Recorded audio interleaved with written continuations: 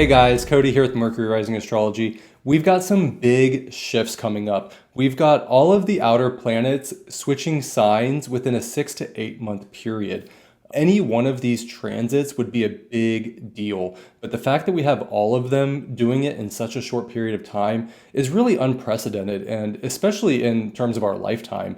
We initiated all of this with Pluto moving into Aquarius last year. That initiated an 18-year cycle. We'll have Neptune moving into Aries at the end of March, initiating a 14-year cycle. And we'll have Uranus moving into Gemini in July, initiating a 7-year cycle. So we've got some big shifts happening. Again, any one of these would be a major vibe shift of sorts. And any one of these would be worth talking about. But the fact that we have all three, it's pretty incredible. And they're all going to be aspecting each other by a traditional aspect. And the traditional aspects that they'll be, in relationship to each other are going to be the sextile and the trine, which they are flowing or harmonious aspects, but that can amplify all of these energies because they're interacting with each other in a way that is united and in a coordinated effort. So I want to take this video and kind of dive into the top 5 themes that these 3 planetary archetypes and signs will be kind of pointing at over the next, 10 to 15 years. Ultimately, these transits initiate a time of upheaval and reinvention. We have the fire sign of Aries being activated and 2 air signs, Gemini and Aquarius, being activated. Fire rules things like passion, spirituality, will, power, zeal, fight, courage. And air signs rule things like ideologies, technology, communication, ideas, and they were considered the human signs. They had to deal with humanity in and of itself. Given the nature of fire and air, this is an era of volatile transformation, ideological revolutions, and rapid redefinitions of power, identity, and reality in and of itself. This is some major players. So both fire and air signs are masculine in their polarity, or positive, or yang, or outward oriented and active in their polarity. So this is going to be very much in your face, like full throttle. Remember, Pluto was in Capricorn. That's a feminine or yin or inward facing sign. We had Neptune in Pisces, another feminine yin inward facing sign, and Uranus in Taurus, another feminine yin inward facing sign. So we're going to be moving from this kind of feminine energy to all 3 of them in masculine signs, air and fire, and it's going to be pedal to the metal. This shift signals a break from the past so profound that it could redefine the very fabric of society, of thought, and of human experience. And I'm not exaggerating. These are some big shifts. Each planet is disruptive in its own way. Let's start quickly with Pluto in Aquarius. That's an 18-year cycle, and it started late last year. Pluto in Aquarius is an 18-year cycle, and the themes that we'll find ourselves dealing with during this time are a dismantling and a rebuilding of collective structures and a revelation of the hidden forces behind technological, political, and societal structures. That's pretty big. Neptune moving into Aries in late March of 2025 brings another big shift on top of the Pluto moving into Aquarius shift. So with Neptune in Aries, we're going to see a dissolution of dreams, of old dreams, and an ignition of a fiery but possibly reckless spiritual or ideological zeal. This could lead to people that are fighting for transcendental causes that are either real or even imagined. It's going to be based on faith more than logic. It's a very, spiritual warrior type of vibe. And then we've got Uranus moving into Gemini in July of 2025, adding even more shifts to the 2 that we just explained. So with Uranus and Gemini, this is going to shatter communication norms. It's going to electrify an increase in technology, and it's going to flood the world with chaotic, paradigm-shifting discoveries. This is information overload. I see, Uranus and Gemini is everything everywhere all at once. Just expect the unexpected. That's kind of the themes that we have that are going to be mixing together, and starting an 18, 14, and 7-year cycle, any one of these would be a defining shift of an era. But the fact that we have all three happening this year is pretty intense. And, astrologers have been talking about this for years. And, they warned us in 2019 about 2020 and nobody listened. And they're like, what? Why didn't you tell us about 2020? It's like, well, we kind of did. And then, again in 2024, like we've been warning about this stuff for a minute, and not to stoke fear or to, get people up in arms or, have any kind of like fear porn. It's more just so that you're prepared and that you're ready and that these things don't catch you off guard. Like, if you can't stop unprecedented times, but you can be prepared for them mentally and psychologically and spiritually. And you can, use astrology to, like a weather forecast. Like, you can't stop the rain, but you can bring an umbrella. So the topics that we cover are going to be big, and they're going to be, they can lean dark, and they can, be a little bit heavy, but there are positives to these things as well. And it's no different than a thunderstorm or, a blizzard or any other type of weather event. It's like, it's out of your control. The best that we can do is just prepare and be ready and stay in alignment and bring love to the table and navigate it as best as we can.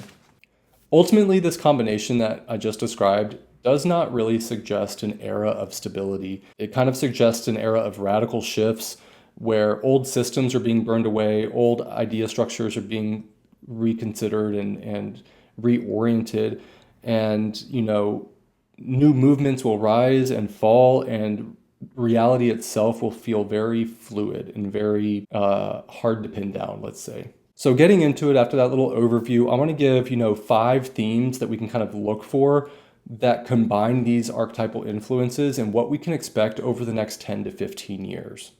First up, just a general theme that I have that unites all 3 planets in their signs. We've got Uranus in Gemini, Neptune in Aries, and Pluto in Aquarius, is the war of ideas.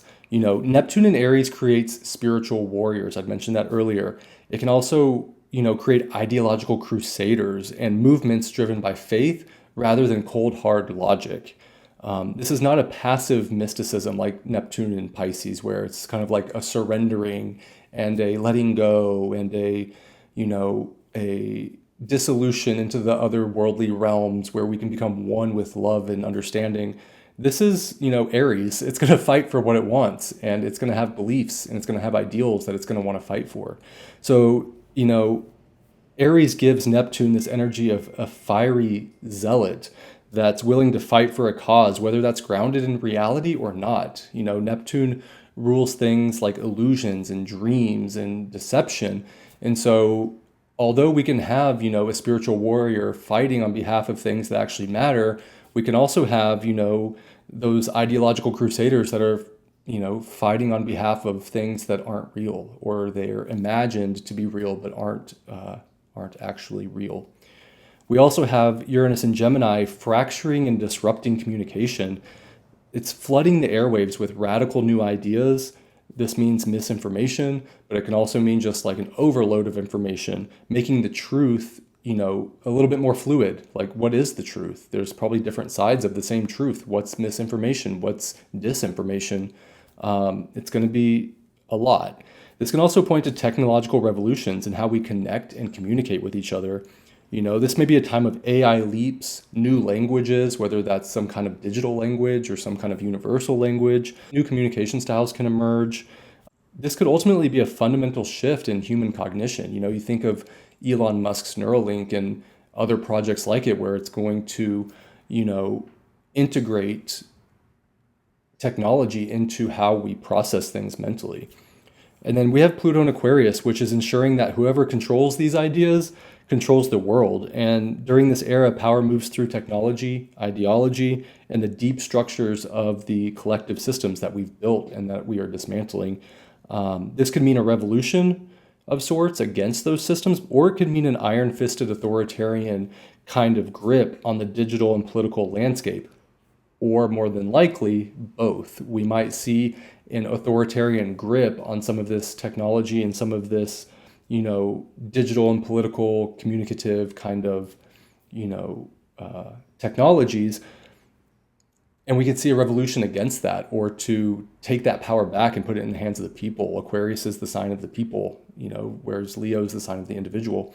So we could see maybe an individual taking, you know, taking and wielding power over those systems or within those systems, but then a pushback of the people, to take that back into their own hands. And the last time Pluto was in Aquarius, we had the American and French revolutions. And so very much we saw a decentralization of power and a handing of power back into the hands of the people.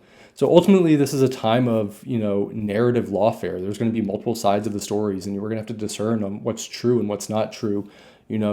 The truth is going to be fluid, and it's going to be changing. And as we get more information, we're going to have to discern and be as, careful as possible that we are, in connection with the right information.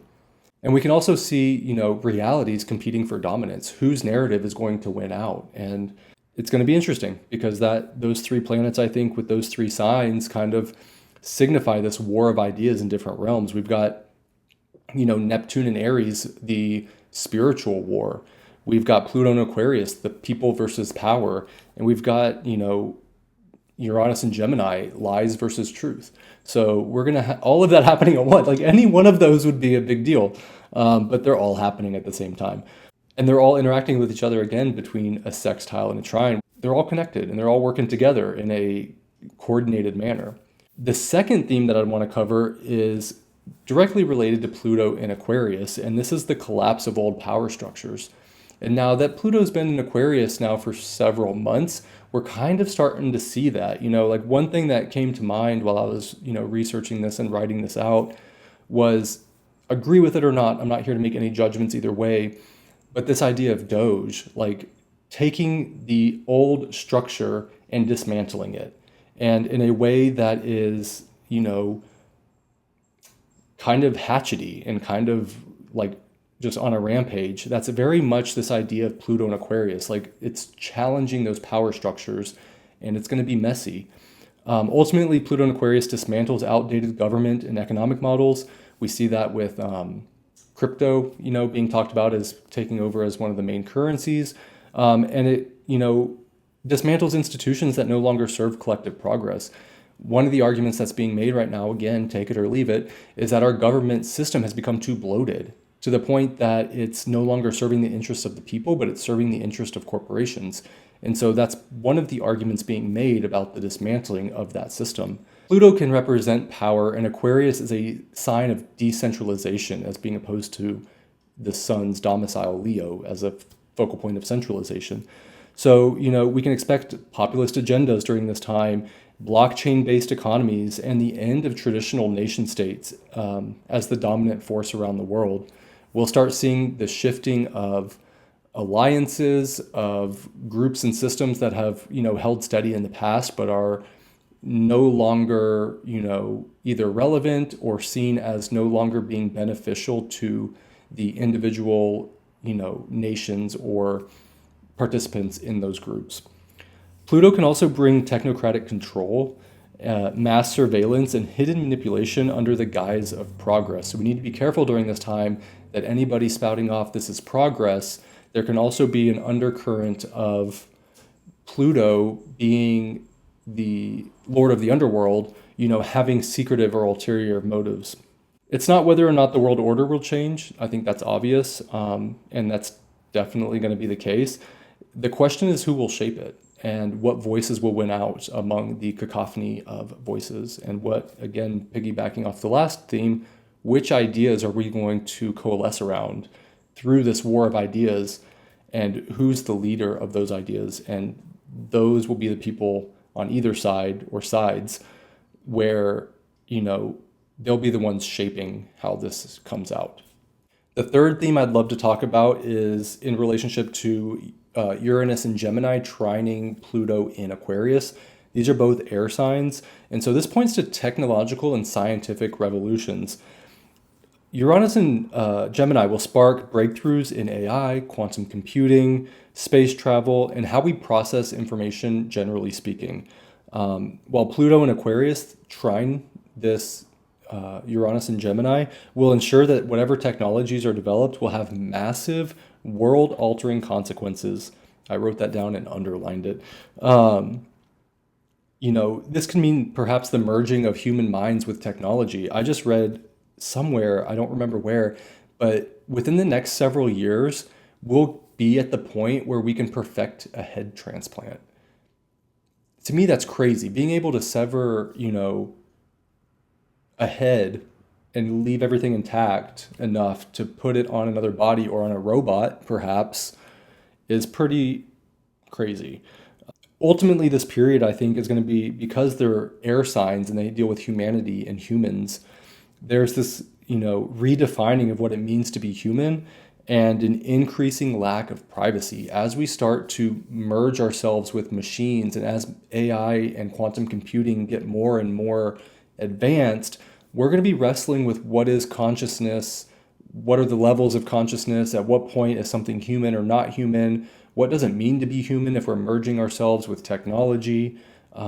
As we merge ourselves with technology, who has access to that data, and who is monitoring that or surveilling that? There's going to be a lack of privacy.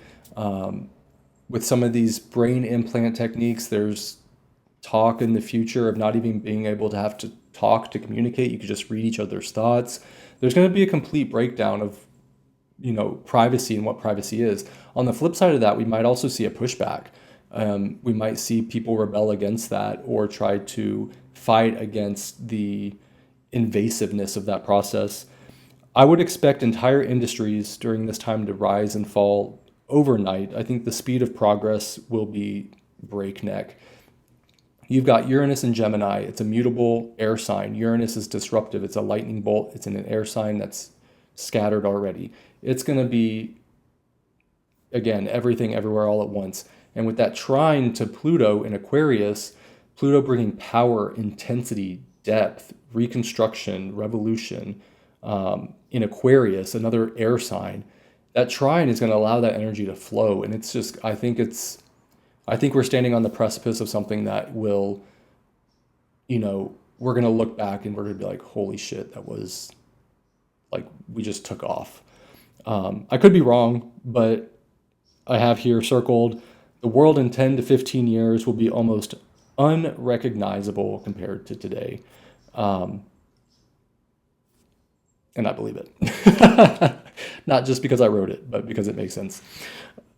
The fourth thing that I would look out for during this 10 to 15 year period is revolutions and ideological extremism. And this will mostly come from Neptune and Aries sextiling Uranus and Gemini. So Neptune and Aries fuels religious or ideological convictions and conflicts between those convictions. People are more willing than ever to fight, sacrifice, or even die for their beliefs. Whether or not they're true and based in reality, doesn't matter.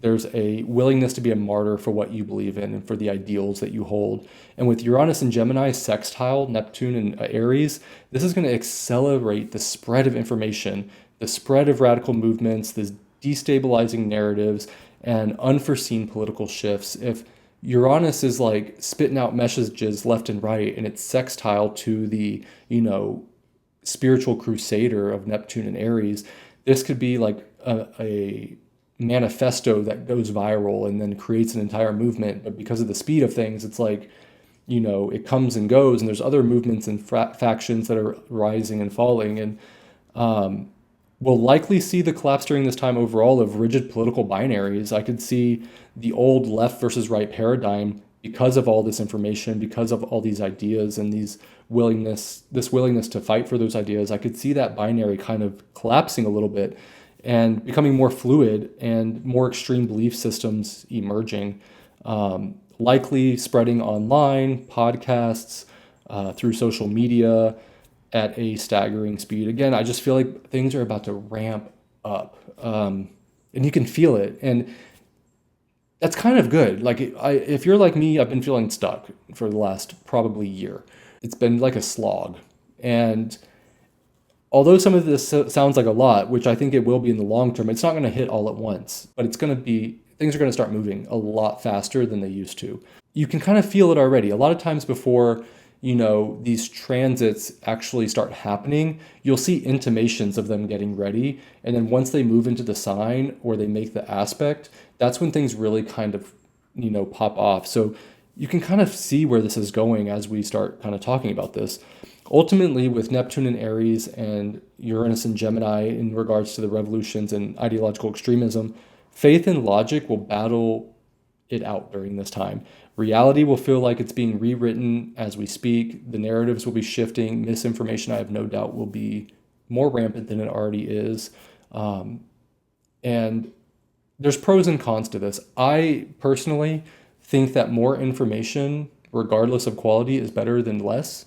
And I think that over time, maybe this is naive, but I think over time, good ideas will, rise to the top and bad ideas will get taken away.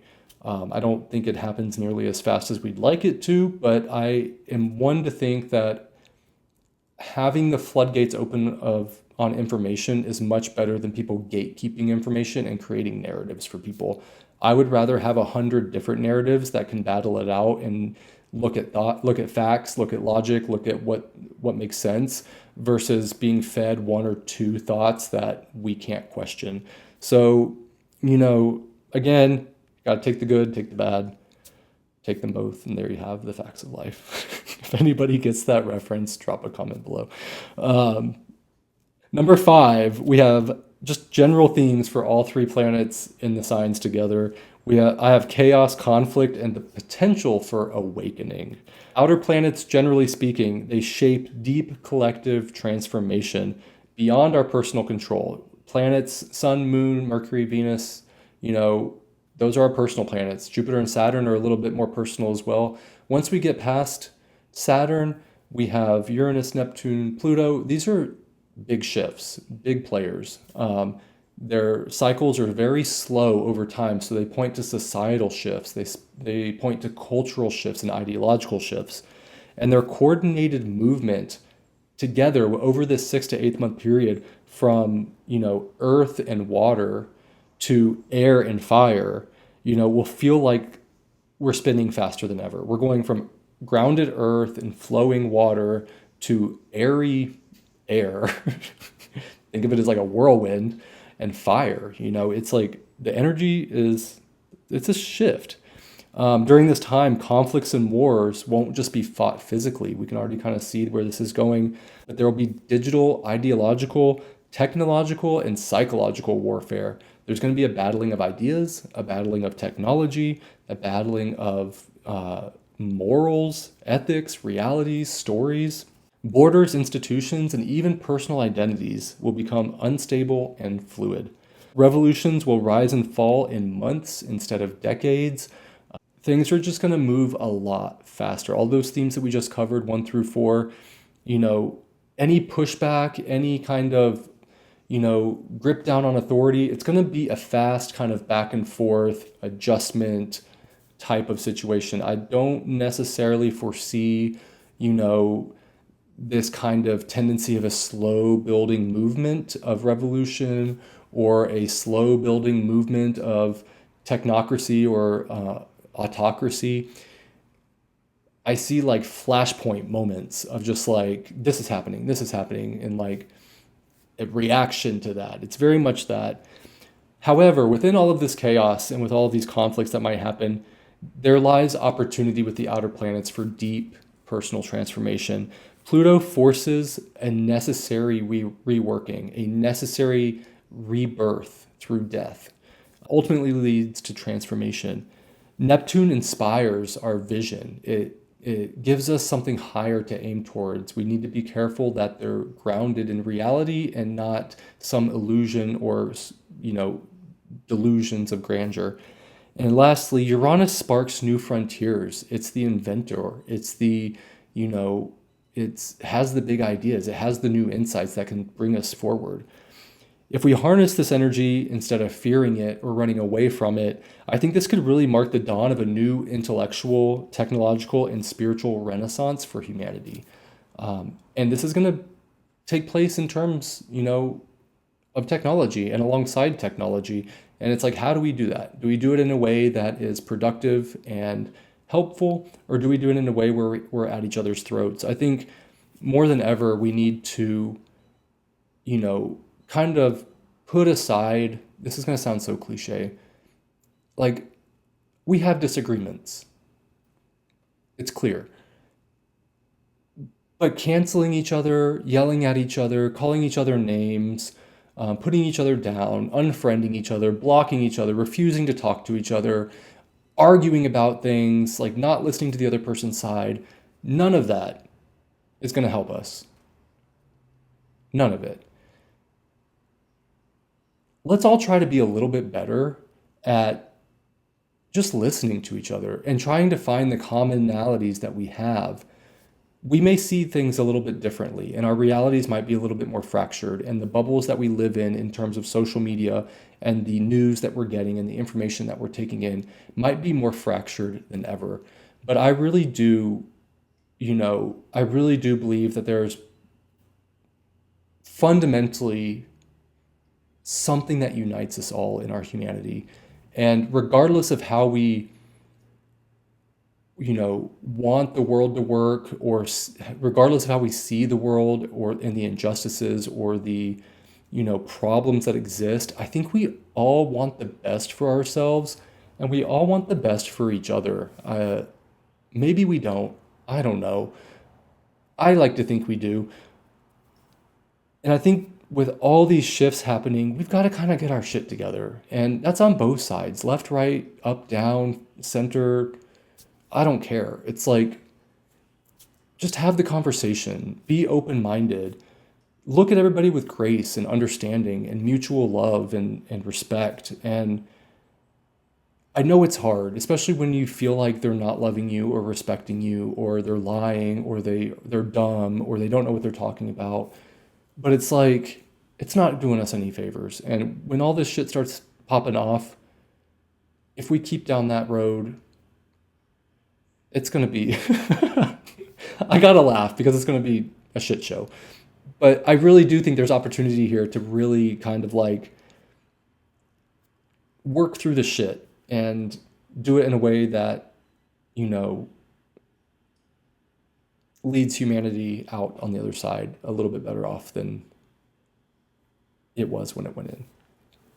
Ultimately, we've got to ask ourselves, is this going to be a time of liberation, or is this going to be a time of, technological dictatorship? And are we headed for a utopia, or are we headed for a dystopia? And, the answer right now is unclear. You can assume either way.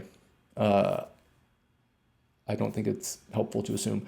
But the future ultimately belongs to those who can seize it. And in this moment, those of us who can seize it are those of us who can navigate it with grace and understanding and a level head.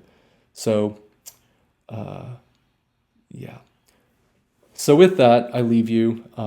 I plan on doing some other videos breaking down specifically, Neptune's ingress into Aries just on its own, and Uranus's ingress into Gemini on its own. We've also got Saturn moving into Aries eventually, and we've got Jupiter moving into Cancer as well. So I'll cover those. We've got a lot of major outer planet shifts happening this year. 2025 is a big year. And the more I keep looking at the transits ahead, the more I'm just like, holy shit, this is a lot. Hang in there, buckle up, respect each other, love each other. I know it's hard, but I think we'll be better off in the long run if we take that approach. And I don't know if you can hear the birds. I hope that's not too distracting. But until next time, guys, I'll talk to you later. Take care.